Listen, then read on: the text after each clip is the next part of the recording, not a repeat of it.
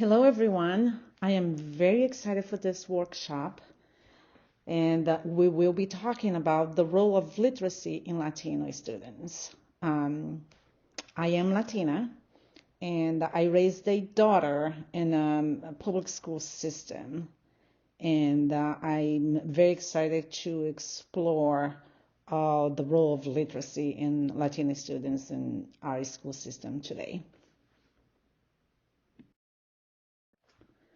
I would like to introduce myself. My name is Selene Brummer, and I was born and raised in Brazil, so I am Latina, non-Hispanic. My first language is Portuguese, and I worked 18 years as a preschool administrator, and we served children from 17 months to 5 years old. And that was a great highlight of my career. I worked for a private sector, and they sold the schools, and I decided to take a little break and finish my bachelor's in education. And I'm very glad that I made the decision, and I'm very glad that I am taking this class and presenting this workshop. Latino education is close to my heart, and because I am Latina, and I raised a daughter who was in a school system, public school system. She graduated from college now, yay for education, and Latino education is really important to me because it is a lack of Latino voice in education.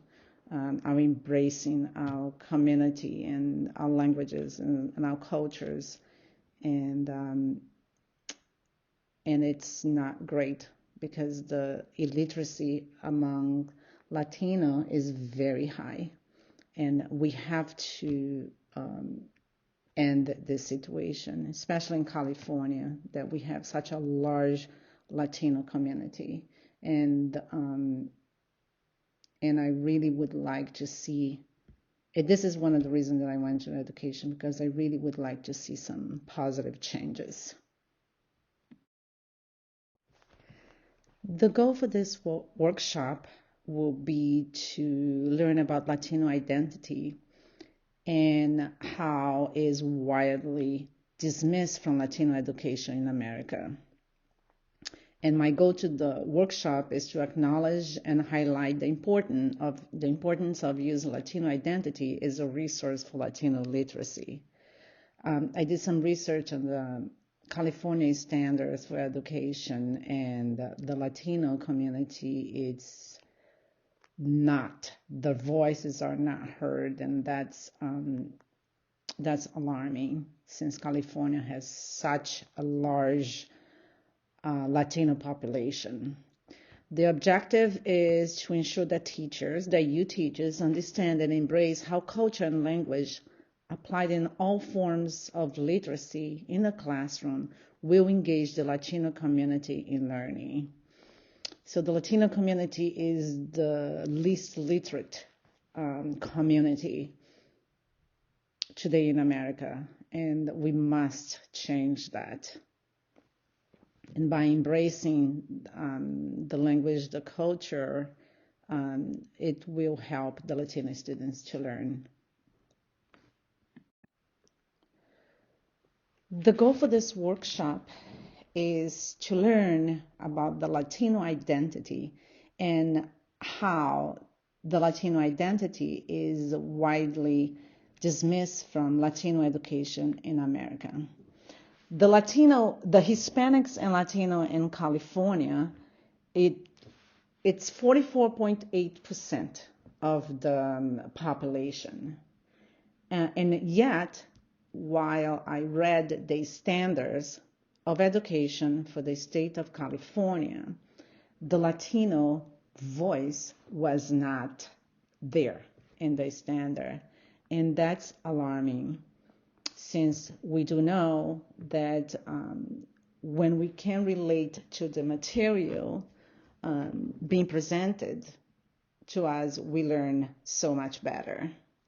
So my goal for this workshop is to acknowledge and highlight the importance of using Latino identity as a resource for Latino literacy. It's a very large group of people in America, and they're also illiterate, the most illiterate group in America, and that's alarming because with illiteracy, Latino cannot get good jobs. Therefore, cannot get out of poverty, and it's a vicious cycle.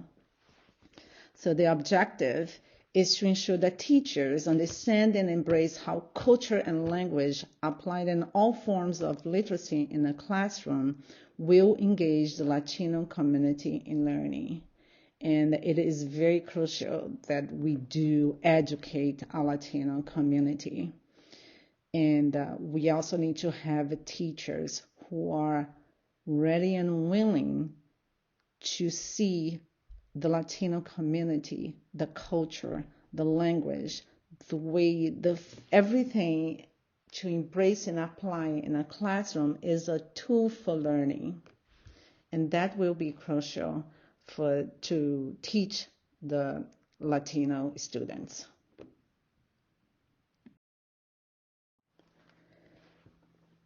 When we talk about literacy, we want to think about the ability to write and read.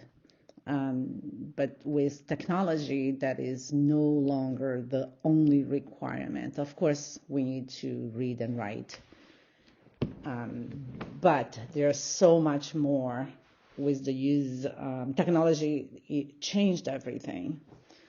So to be considered literate in the 21st century, we must have the ability to comprehend information in several forms, such as digital literacy, media literacy, visual literacy, data literacy, game literacy, health and financial literacy, civic and ethical literacy, news literacy, coding and computational literacy, and foundational literacy. As I said before, Hispanics are among the least educated group in the United States. 11% of those over age 25 have earned a bachelor's degree or higher, compared with 70% of blacks, 30% of whites, and 49% of Asian Americans in the same age group. Even more troubling, more than 1/4 of Hispanic adults have less than a 9th grade education. Latino families with limited economic, educational, and social resources are often less likely to participate in literacy activities than those with greater resource. And with such a huge Latino population in America, these statistics are very alarming, and we must do better. There are some good news and not so good news about the digital media literacy and Latino students and Latino in general. So adolescents of immigrant backgrounds are developing language, literacy, and social skills across national borders as they use social media and online tools to interact with people and information sources in different communities across their countries of origin and settlement. These transactional digital practices have the potential to serve students well in school if they recognize and leverage to promote new media literacy for a global age. I do use all forms of media to communicate with my family in Brazil. And I have family in Europe, so my child from an early age learned how to do all that to communicate, to keep us connected. My family in Brazil too, the children are very well versed in communicating with our family to the social networks. That's the good news, that media really keep us connected. The not so good news is the media in America over-sexualize Latinos and portray Latinos as ignorant. I did a research in one of the Modern Family, one episode, and I found how much detrimental the role of Sofia Vergara is for Latinos. She is portrayed as loud, obnoxious, over sexy, and just portrayed Colombians in a very good way. The news channels are biased. No longer only information is delivered. So if you only hear one news channel, you only see their perception, and it's very biased. So what's the key is to just search for information, to see if the information we are given is the right information, who is delivering the information, what's their motive. So we really have to be careful with the information that we receive, especially as Latino, because the media is not very kind to Latinos. Critical literacy is not easily defined. However, it involves the questioning and examination of ideas. We must teach our children to question when they hear something, when they read something, when they see something posted on social media. We live in a world of fake news, and the ability to question why that was written, who wrote, who is sponsoring the article is crucial for a just society. After I read the California Standards for Education, I was incredibly surprised to see the Latino voice was not included. California has a large number of Latino population, and yet they are forgotten when in an educational system. So after critically reading the standards, I understood the problem that is with our educational system.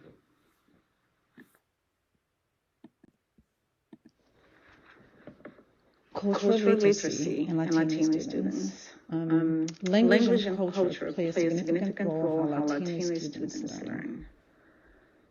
Since the Latino population is so big in America, and the illiteracy rate is so large, we must change curriculums in order to embrace the Latino culture, in order for them to learn. You learn, everybody will learn better if I can relate to what's being taught. And this is in all aspects of the learning of the Latino student. If I see people in the books that look like me, if I see heroes being portrayed in these books that look like me, that gives me a sense of pride and wanting to be like them. Cultural literacy equals ignorance and snap judgment. And cultural literacy education must start in preschool. If we think all Latinos are eat tortilla, or the all Latinas as loud and obnoxious, it's a problem. So learning to identify that every country has a set of cultures and language. I'm Latina, I don't speak Spanish. So we have to embrace these learnings in a classroom and apply. Cultural literacy is not expecting others to feel how we feel, act how we act, and think how we think.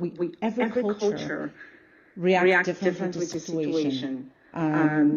We feel differently, we act differently, and this is a beautiful thing. And we must learn how to connect in a classroom setting, embrace, connect, and respect the values of every child that comes in a classroom. They are all bringing a rich culture, and learning from them will enrich our lives.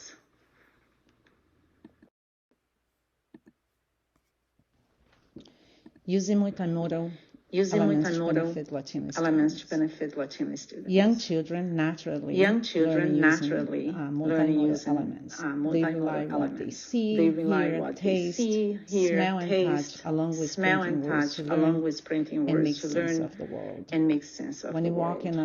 When you walk in a classroom, in a preschool classroom, you see an abundance of multimodal elements being used all the time. Children paint while listening to music. They use Play-Doh to print the alphabet or the numbers. Teachers are reading books, using gesture and facial expression. So children are playing with sand and creating and building. So it's a very rich multimodal environment. For children with different backgrounds, cultures and language, really benefited from those experiences. Imagining you coming into a preschool classroom without knowing the language. You are just arriving here from another country, and walk in this kind of setting. You can't communicate, but you have all these activities that you really don't need language to communicate. One thing that I learned about being preschool is the children can work with each other. For 10, 15 minutes without saying a word, and yet they are playing side by side, creating and really evolving a socialization through play, side by side, especially young children who still lacking language. It's a very common situation in a preschool. So hooray for preschools who's always implemented multimodal elements in classrooms. And that's one of the reasons that I really like preschool. How diverse and how we embrace so many cultures and the backgrounds of children in preschool setting.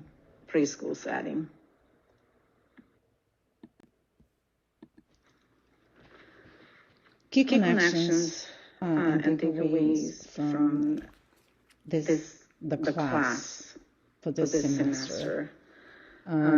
We are in the middle of a media illiteracy pandemic in America.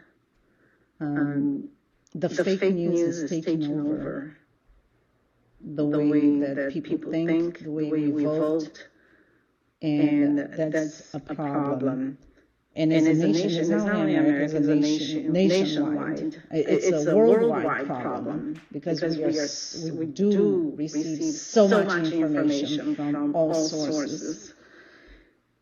And we must teach our children to question the sources and motives of the information given to them. Children have access to the media in a very early age. And we also, since we are exposing them to that, we also have to give them tools to not be deceived for what kind of information they are given. The best thing to start children early when you're reading a book, ask them, how does other person feel if that happened to them? One of my favorite stories is The Big Bad Wolf. About the wolf. Let's talk about the wolf and how he feels and what side of the story, what kind of life he has. So that's a great story. Inclusive curriculum is the key to end illiteracy among Latinos in America and end poverty. So if such a big, large population is not included in our standards of education, that's a problem. They can't relate what's been taught to them if their voices are not being heard. So uneducated Latinos means poverty. Can't get good jobs. So it's a vicious cycle that we must end. The movie industry is a great culprit of Latino stereotype. Most Latinos roles in TV or in the theater is Latinos are made, and the Latino is a gang member full of tattoo, and they usually don't speak English well and uneducated, because people connect of not being able to speak English well to be ignorant. But that's not really. Our IQ has nothing to do with that. But there are plenty of Latino who are doing great things in this country, and we have to start focusing on that. Creating role model for children who children can look at them and they can identify themselves in them.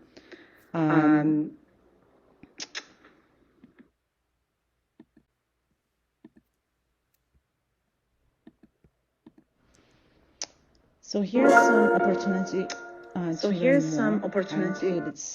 learn more. I included some articles and a YouTube video.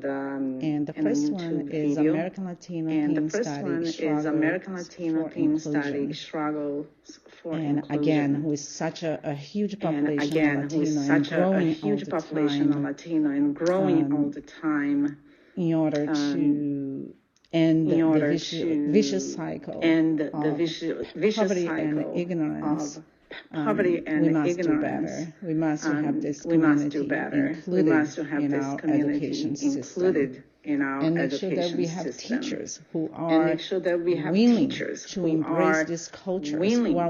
embrace these cultures, who are willing to embrace the cultures, and to respect children's culture as a tool for learning. Second one is, what role can we play in helping children with critical consumers and creator of news and media? Because it starts early. We have to start early. As soon as we start reading books for children, we need to teach them how to question what they're reading. Who wrote this? What's the motive? Why did this person write this? Another great resource is this article being sponsored? Who's paying for us to believe in that? Whatever narrative they want us to believe. Sponsorship of articles is also very important. The third one is stop cyberbullying. Cyberbullying is a problem. Cyberbullying is a problem. The children have access in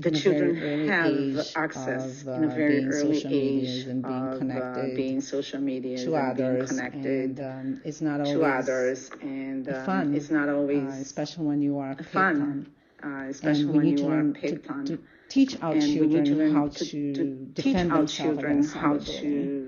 themselves against cyberbullying. One thing that I love the most is the fact that they really encourage the children to talk to an adult, talk to a parent. The parent will protect them. The majority of children do believe that the parents will protect them against cyberbullying. And this is a great, every parent needs to have these tools. So when I hope never happens, but when it happens to them, they know what to do immediately, and the children know what to do immediately. So good luck to everyone, and I hope everybody got great, amazing grades.